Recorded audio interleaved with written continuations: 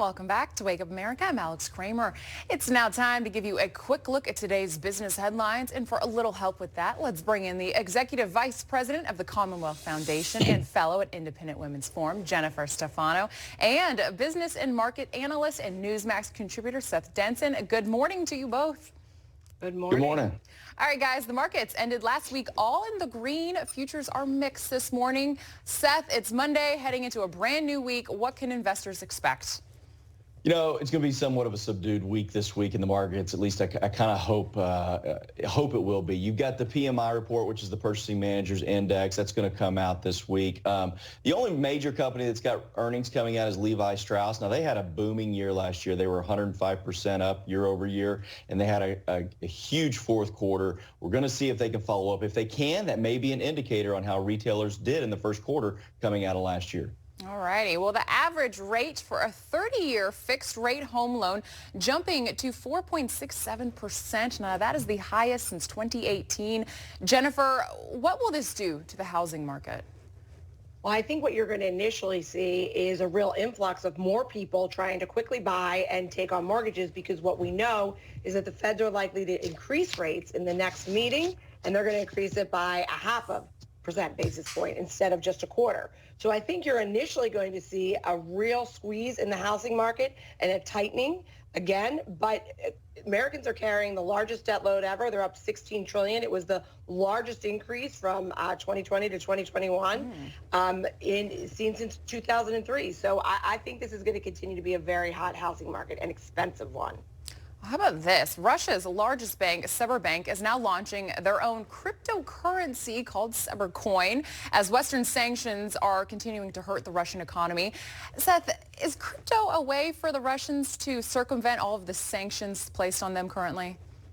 Yeah, you know, it might be. I mean, specific sanctions didn't address cryptos with the exception of certain individuals. So, and organizations like blockchain and Bitcoin have already come out and said, hey, we're going to comply with whatever sanctions are out there on specific individuals and any future sanctions that might come out in general over the Russian economy. So this may be a way for certain Russians that want to enter into this space to get around it. But here's the reality.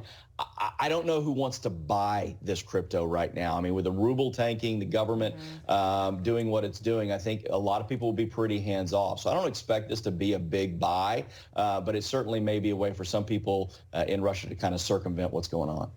Let's switch gears completely. Now, this is a very interesting story. Over 100 plaintiffs are now suing Burger King for consumer fraud. Now, they are claiming the company's sandwich ads make the famous Whopper appear much larger in commercials than they really are. Jennifer, the matter in controversy exceeds the sum or value of $5 million, according to the law firm.